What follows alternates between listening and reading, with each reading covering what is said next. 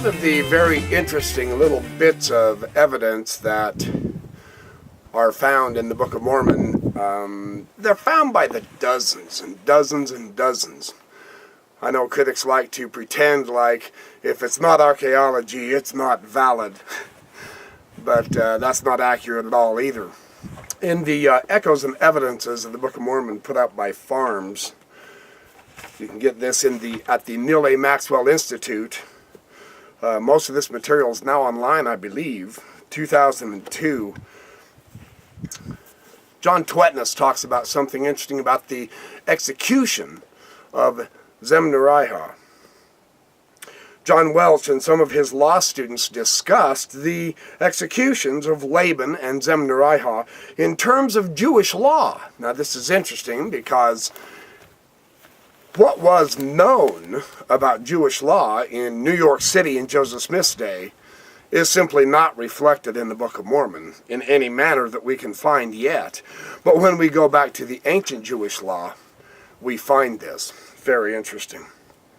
In the case of Laban, they've noted the concepts of justifiable homicide and the slaying of one for the good of the many. Welch has briefly compared Nephi's killing of Laban with Moses' slaying of the Egyptian who had stricken a Hebrew slave. Regarding the execution of Zemnariah, the leader of the band of Gadianton, now this is an important key here, this is 3 Nephi 4, 28 and 29. Welch has discussed the concept of hanging in early Judaism and the symbolism of felling the tree of the executed man as a warning to other potential wrongdoers. My attention has been particularly drawn to reasons Zarahemnah was hanged rather than, say, stoned. Now, under the law of Moses, the more common way of executing a criminal was stoning, of course. But in this instance, they hung Zemnariah. One of the Dead Sea Scrolls, the Temple Scroll, the 11Q19, calls for the execution of a spy who had defected to another nation and curses his own people, or to one who betrays his people to a foreign nation, or causes evil against his peoples, by hanging. Now this is incredibly interesting from the Dead Sea Scrolls. The Israelites who joined themselves to their enemies, the Midianites, in the worship of the false god Baal Peor, and were hanged by Moses, fit this description of a traitor. We can find that account in Numbers 25, 1 through 19. The Gadianton band led by Zemnariah consisted of dissenters who had turned against the Nephites, Helaman 11, 24 and 26, and 3 Nephi 1, 27, 28. In Gadianton's day, they had fled the land. Therefore, they couldn't be apprehended for their treasonous acts in killing the chief judge Pahoran and attempting to slay his successor, Helaman. This is found in Helaman 2:11. Because of this flight now, they fit this description found in the Temple Scroll of the man who escapes amongst the nations. Giddianhi, Zemnariah's predecessor as leader of the band, admitted that his people had dissented from the Nephites, 3 Nephi 3, 9 through 11. It's also of interest that Giddianhi swore with an oath to destroy the Nephites, 3 Nephi 3, 8. Well, this is clearly plotting evil against the people, as also mentioned in the Dead Sea Scroll, Temple Scroll. His successor's execution by hanging is entirely in line with early Jewish law. The Book of Mormon accurately reflects the early Jewish law. From this information, we can see that even the minutest details of the executions of Laban and Zarahemnah are in conformity with the ancient Jewish traditions, which were unavailable to Joseph Smith. Everybody knows the Dead Sea Scrolls were found 100 years after Joseph Smith had already been murdered.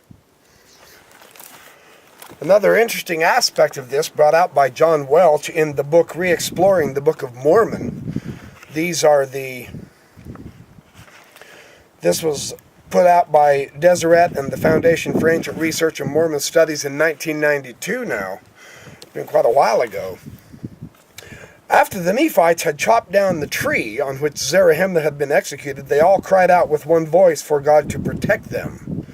They all sang out as one in the praise of God. Is there some kind of ritual involved here? We're not sure. First, notice that the tree on which Zarahemnah was hung was felled. The question is, was this ever done in antiquity? And apparently it was. For one thing, the Israelite practice required that the tree upon which the culprit was hung was to be buried with the body. Hence, the tree had to be chopped down.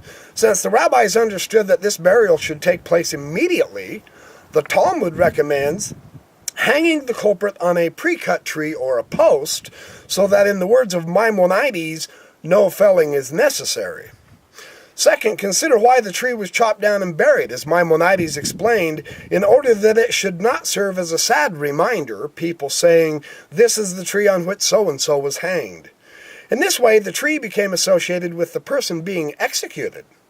It came to be symbolized as the culprit and the desire to forget him or her. By way of comparison, the Nephites identified the tree with Zarahemnah and all those like him, that his infamy might not be forgotten when they cried out, may the Lord cause to be felled to the earth all who shall seek to slay them, even as this man has been felled to the earth. It's a very interesting idea here.